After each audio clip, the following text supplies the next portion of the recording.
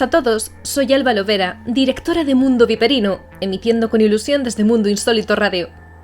Arropada por la calidez que me brindan mis compañeros de equipo y con la seguridad que proporciona una investigación rigurosa, se da comienzo a un programa tan real como la vida misma. Al fin y al cabo, no hay nada más aterrador que la verdad. Cuando una pareja consagra su amor en las bodas, normalmente se dice ¡vivan los novios! Pero esta tradición sustituyó a otra igual de bonita y significativa. Antaño, en varios pueblos españoles, dice la leyenda que esta costumbre es originaria de Galicia, pero no puede demostrarse por falta de pruebas, se hacía un ritual basado en el amor y la aceptación del destino y la lucha por él. Se creía que Dios había fijado unos días especiales que marcaban la vida de sus fieles, días en los que transcurrían sucesos particulares que podían traer una bendición o una dura enseñanza a quien la recibía. Un nacimiento, una recompensa en el trabajo, una oportunidad, una muerte, un accidente, una nueva relación. No se puede cuestionar a Dios, dicen. Eso es una cura de humildad. Pero bueno, el caso es que, como decíamos, durante una boda, en esos tiempos, tras el intercambio de votos, los recién casados, su familia y el resto de invitados celebraban ese festejo con un banquete que se alargaba varios días. El primer día, tras la cena, se jugaba un juego, muy parecido al del escondite. Su participación era obligatoria. Pese a que había parejas que se casaban por puro amor, no era ningún secreto que había otras que lo hacían por interés, otras porque así lo querían las familias, ya saben, matrimonios concertados. Por eso se hacía este juego. Me explicaré. Se llamaba Abrazando al Destino. Por eso se gritaba «¡Abracemos al destino!» 3 veces antes de comenzar. Así se anunciaba al resto de invitados lo que se iba a hacer en los próximos minutos. Se llegaba a la casa de los novios, esa que habían pagado ambas familias para ellos, y se vendaban los ojos del chico. La familia le hacía girar sobre sí mismo mientras rezaban, deseando suerte y que Dios estuviese de su lado. A su vez, la novia debía esconderse. Tenía que buscar un sitio complicado. No valía ponerse en un lugar visible o demasiado evidente, no. Había que trabajarse una estrategia. Si el nuevo marido encontraba a su esposa en menos de 13 minutos, el matrimonio era válido y estaba bendecido. Porque significaba que pese a los obstáculos y el desconocimiento del uno sobre el otro, estaban predestinados y siempre iban a reencontrarse. Durante la búsqueda, el novio era vigilado por la familia para que no hiciese trampas. Y la familia era vigilada por los invitados. Y los invitados por un testigo especial, quien firmaba un documento cuando el matrimonio era válido. Aquí podemos destacar el caso de Sia y Benedito. Él era de tez morena, delgado, risueño y amante de la naturaleza, y ella, una chica muy dulce, de cabellos pelirrojos y muy buena cocinera. Se conocieron 2 días antes de la boda para hacer el ensayo de los votos. No pudieron compartir ni un minuto de intimidad para, al menos, conversar. El día que se besaron, no se acordaban de sus nombres, pero hubo tal química entre ellos que sin necesidad de ninguna aprobación ya se habían sentido bendecidos por Dios. E incluso ella le dijo que tenía el presentimiento de que iban a tener muchos hijos juntos y mucha armonía en el hogar. Benedito comenzó la búsqueda. Debajo de la mesa, apartando cuidadosamente unos regalos. Nada. Tras las cortinas de la sala principal, verdes, gruesas, de una tela carísima. Nada. En el granero. Nada. Entre el montón de paja, tampoco. Benedito empezó a ponerse nervioso. Quedaban 4 minutos. Subió al piso de arriba. Le quedaban 2 minutos. Miró en los armarios. Nada. El cuarto de baño. Entre las sábanas que faltaban por tejer. Nada. Y se acabó el tiempo. Benedito no encontró a Sia. El primer pensamiento del joven era que le daba igual Dios, pues amaba a su mujer. Después, que alguien de la familia le había gastado una broma de muy mal gusto, porque ese ritual era sagrado. Siguieron buscando a Sia. Pasaban los minutos, las horas. Llegó el amanecer. Todo el mundo empezó a buscar a la joven por todo el territorio. Estuvieron una semana así hasta que Benedito decidió intentar pasar página. Fue una enorme decepción para él y una humillación pública. ¿A dónde habría ido Sea? ¿A otro sitio? ¿A una aldea? ¿Estaría escondida? ¿Le habrían hecho daño? ¿Le habrían secuestrado? Benedito regresó a casa de su familia porque, al no haberse consumado el matrimonio, no debía pasar ninguna noche en esa casa. Menuda desgracia. El matrimonio concertado había resultado un fracaso y era hora de ajustar cuentas. Un mes después, volvieron a la casa destinada a esa fallida pareja para devolver todos los regalos. Un mantel de lujo, una alfombra de la India, las cortinas, las joyas de sus ancestros, una reliquia católica y un baúl. Un baúl precioso, por cierto, con los bordes dorados. Servía de banco y se había colocado a los pies de la cama. De él salía un olor nauseabundo, apestada. ¿Es que habéis metido embutidos?, preguntó el padre de la desaparecida. Lo abrieron con dificultad. Y la peste salió con agresividad de las profundidades de la madera, como una bofetada a los presentes. Había carne dentro, sí, en muy mal estado. Era el cuerpo de Sia, en descomposición, hinchado y... Bueno, les ahorraremos detalles, pero por lo que podía intuirse, la joven se había escondido allí, se había quedado sin oxígeno, y debido a que se encontraba en el último piso y el material era grueso, nadie escuchó sus gritos ni sus arañazos contra la tapa. Por eso, por más que la buscaban por las calles, no la veían, porque había muerto ahí. ¿Pero es que nadie la había escuchado? Quizá alguno de los invitados decidiera hacer oídos sordos porque, al haber sido un matrimonio concertado, lo único que interesaba era parte de la dote, la justa para cubrir gastos y que se produjese una compensación. Y Benedito no podría saber nada, porque su reacción debía ser lo más realista posible. O puede que no. Puede que todo fuese un fatídico accidente.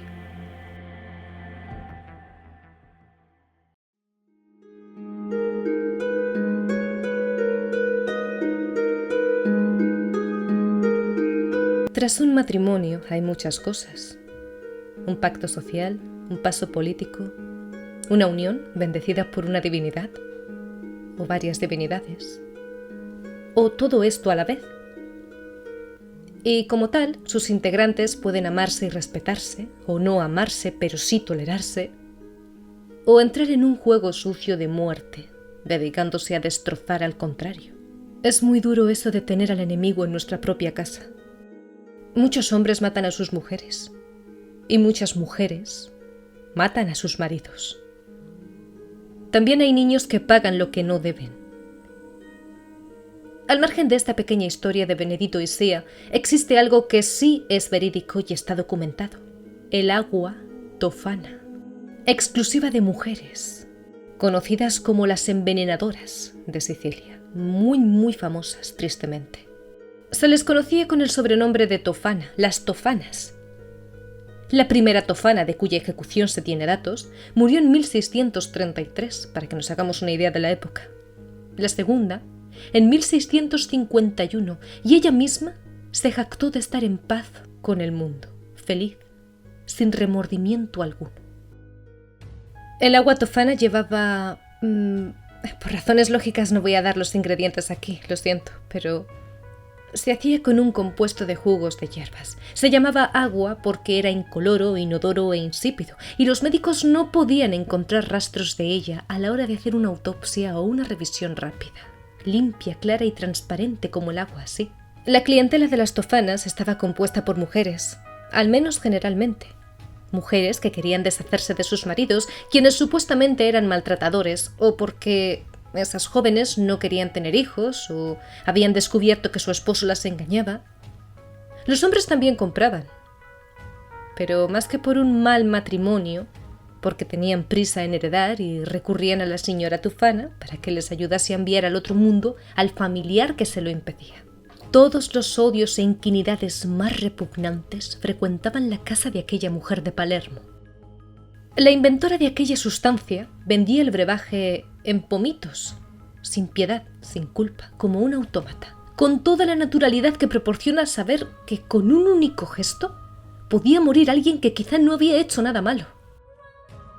No se sabe con certeza cuánto duró aquello, a pesar de que han llegado hasta nuestros días los documentos del proceso que se abrió al ser descubierta. Pero lo cierto es que si hubiese extendido por más tiempo de no haberse dado una circunstancia accidental que destapó ese macabro negocio, parece ser que una muchacha quiso envenenar a su marido para poder escapar con su amante.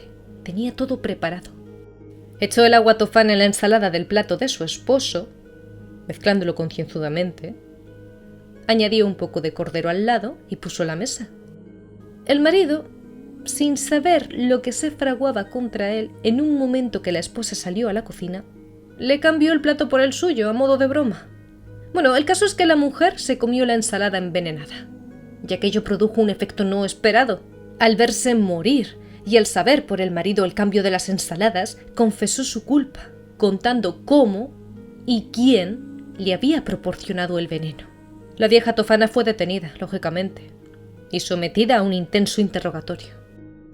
El jefe de policía le preguntó si aquella receta de veneno se la había dado Francesca Lasarda, otra famosa envenenadora ejecutada años antes, a lo que la anciana contestó con desprecio: ¿Lasarda? Esa no sabía nada. El agua que vendía ella era la que yo preparé. Yo fui su maestra. Esta tofana fue condenada a muerte, sin atenuantes de ninguna clase, pero antes reveló los nombres de sus cómplices y los de quienes le habían comprado veneno. A ella le daba igual todo, cuentan. Le gustaba su negocio, le encantaba saber que estaba matando a hombres. Sí, podía estar matando a mujeres también, pero eran daños colaterales a su entender. Por eso, cuando llegó la tarde de su sentencia, hubo una gran expectación. La condenaron para el 12 de julio de 1633 en la Plaza Marina. Todos querían conocer a la mujer y presenciar los últimos momentos de aquel monstruo del mal. Pero aun después de muerta, siguió haciendo daño, porque alguien se había aprendido la fórmula y el agua tofana salió de Sicilia, instalándose en Nápoles, donde se la conocería entonces como Acqua di Napoli. Bueno, les soy sincera, amigos, se sospecha que entre los ingredientes de este compuesto pudieran estar el arsénico y la cimbalaria. La dosis en las que se administraba determinaba la aparición de los síntomas y la velocidad con la que llegaba la muerte. También había quien decía que el agua tofana no era venenosa, sino que simplemente aceleraba los efectos de alguna otra enfermedad pasiva de la víctima. También hay una leyenda que asegura que Mozart habría sido la víctima más famosa del agua tofana. Aunque esta teoría no se ha comprobado a conciencia, es una de las múltiples creencias que giran en torno a su estrepitosa muerte, que fuese víctima de un envenenamiento lento con agua tofana. De hecho, en el documento llamado Una peregrinación de Mozart, figuran las declaraciones de la viuda del compositor. Ella dice que, 6 meses antes de morir, Mozart tenía la horrenda impresión de que había sido envenenado por desconocidos con agua tofana. Aunque quizá, más que un asunto de mujeres, ese envenenamiento fuese por su relación con la masonería. A él le encantaba el número 3, le fascinaba. Hay quien piensa que Mozart fue asesinado por la policía del emperador Leopoldo II por esto, por ser masón. Su creciente éxito en el teatro de Viena hacía temer que su abierta inclinación a unas ideas consideradas revolucionarias lo convirtiera en un peligro para la estabilidad del absolutismo austrohúngaro. Otra teoría dice que Franz Hofdeme pertenecía a su misma logia masónica y el día siguiente de su muerte se suicidó tras haber intentado asesinar a su esposa, Magdalena, conocida pianista alumna de Mozart, por creer que eran amantes. O puede que no, puede que dada su promiscuidad alguna señorita hubiera decidido tomar cartas en el asunto. Sin ir más lejos, las misivas que dedicaba a su prima Mariana eran bastante explícitas. Eran muy cochinas en todos los sentidos. No todos están de acuerdo en la teoría del envenenamiento. Habría más de 100 hipótesis sobre las causas de su fallecimiento. Exponemos estas porque son las que se relacionan con el tema principal de este programa, pero por supuesto les invitamos a que ustedes investiguen por su cuenta y elijan. Si queremos hablar de una justiciera que podía caminar sobre el filo de lo legal y lo moral, mencionaríamos aquí a Julia. Ella sí que dedicaba su brebaje a los hombres que podrían estar haciendo daño a las mujeres. Esta italiana creció rodeada de pociones y boticarios. Con apenas 13 años, fue testigo de la muerte de su madre, condenada por el virrey de Nápoles por haber asesinado a su esposo. Esto fue un acontecimiento que le marcó de por vida y que le hizo llevar a cabo la práctica del homicidio, burlando la cacería futura, saliendo impune de sus delitos. Tenía muy presente que había señoras que estaban totalmente dominadas por los hombres porque eran maltratadas o ninguneadas. La escritora Adriana Assini, en un libro dedicado a la figura de Giulia, la calificó de campeona de la justicia. Giulia sabía que no todos los hombres eran malvados por naturaleza, así que solo lo vendía a las mujeres que necesitaban deshacerse de maridos pesados y abusivos, maridos que incluso ellas no habían elegido. De esta forma, la ciudad de Roma se vio envuelta en un aumento considerable de muertes masculinas. Nadie sabía lo que sucedía y amantes, esposos y, en resumen, hombres de alta cuna principalmente, fallecían por doquier. Que muriesen hombres de entorno acomodado da que pensar, ya que la mayoría de la clientela de Giulia eran mujeres muy humildes. Al fin y al cabo hablamos de un remedio para las señoras que estuviesen en una posición vulnerable. Giulia también fue delatada por una clienta. Esto provocó que las autoridades pudieran dar con el arma homicida de esta empresaria. Esa casi asesina que la delató lo hizo por remordimientos. Había comprado el agua tofana en un frasco de presunto maquillaje y la añadió a la sopa de su marido. Pero se arrepintió cuando vio a su esposo agarrar la cuchara e impidió bruscamente que la tomara. El hombre encontró muy sospechoso el comportamiento de su señora y la obligó a confesar la verdad. Luego, acusándola de intento de asesinato, la entregó a las autoridades papales de Roma. Finalmente, la desdichada, bajo tortura, confesó y señaló con el dedo a Giulia como la malvada que le había vendido el veneno. Claro, Giulia gozaba de cierta popularidad en Roma y evitó el juicio. Sí, tal cual. Cuando le avisaron que estaba siendo buscada por la justicia, ella se acogió a sagrado en una iglesia. Y al principio se le concedió la protección solicitada. Pero cuando se extendió por Roma el rumor de que Giulia había envenenado el agua de toda la ciudad, la iglesia fue asaltada. La policía forzó la entrada y se la llevó para interrogarla. Terminó confesando haber matado a unos 600 hombres entre 1633 y 1651. Evidentemente las cifras no las podía conocer con seguridad, pero tras eso fue condenada y ejecutada de una manera muy cruel. Se pensó que así se habría eliminado la distribución del veneno, pero nada más lejos, la fórmula seguía viva. Cuentan que pasó de generación en generación hasta que se perdió. Eso dicen, que nadie sabe la verdadera composición y que hoy en día no se utiliza. El abad Gagliani escribió que no había una sola dama en Nápoles que no tuviera algo de ella abiertamente en sus baños, en su retrete, entre sus perfumes. Solamente ellas conocían el frasco y solamente ellas lo podían distinguir. En 2 pasajes del Conde de Montecristo, el protagonista menciona la famosa agua tofana, refiriéndose también al veneno que se vendió tanto en la ciudad italiana de Perugia como en Palermo, Nápoles y Roma, donde se desarrolló la actividad criminal de las célebres envenenadoras a las que, como decíamos antes, se les denominó tofanas. Pero se las llamaba así por el nombre de la primerísima de estas asesinas, Tofania de Adamo, que actuaron durante los siglos XVII y XVIII. Parece que el agua tofana se comercializaba también embotellándose en pequeños frascos que mostraban la imagen de algún santo, normalmente San Nicolás de Bari. Y en maquillajes, Giulia vendía cosméticos. En aquella época muchos productos de maquillaje contenían elementos tóxicos, incluyendo derivados del plomo o arsénico, así que, para mayor disimulo, Giulia los etiquetaba también con ese santo. En general, tras la primera dosis, la víctima sentía una notable astenia, artralgias, y síntomas parecidos a los de un resfriado, aparentemente nada grave. Estos síntomas se incrementaban cada vez más en dosis sucesivas, pero incluso en caso de solicitar asistencia médica, no se descubría el origen del mal. Claro, recordemos, era como beber agua. Tras tomas sucesivas, el debilitamiento era cada vez mayor y acababan muriendo en poco tiempo. En el cadáver no figuraban rastros detectables, al menos por los métodos usados en la época. Actualmente se ha puesto en duda que entre las distintas tofanas existiera una relación de parentesco, y sí que se defiende la idea de que compartieron sus peculiares conocimientos como aprendices, unas de las otras, para lucrarse con este mortal negocio. Tendríamos entonces a la primera envenenadora, Tofania de Adamo, la que murió el 12 de julio de 1633, porque le delató una clienta que comió una ensalada envenenada, recordemos, esa que comentábamos antes, y después a Giulia.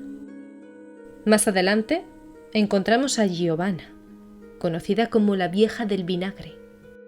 Murió ahorcada en 1789 al cometer el error de envenenar a un joven y ser engañada por la madre de la víctima, vendiéndole nuevos viales. Es decir, la madre del difunto le preguntó si vendía veneno. Giovanna se lo entregó y así ella pudo demostrar que había sido una asesina.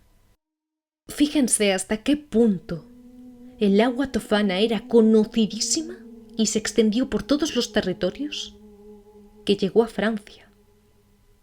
Y desató tal escándalo en la corte de Versalles que el rey Luis XIV tuvo que crear un órgano judicial específico para tratar estos casos, el Tribunal de Venenos. La historia de las mujeres maltratadas que se vengan envenenando a sus maridos encuentra su continuación en tiempos recientes. En 1939 y 1940 se produjo un suceso muy similar al de los envenenamientos de las tofanas en Palma. Pero eso ya es otra historia. Nos vemos en el próximo programa.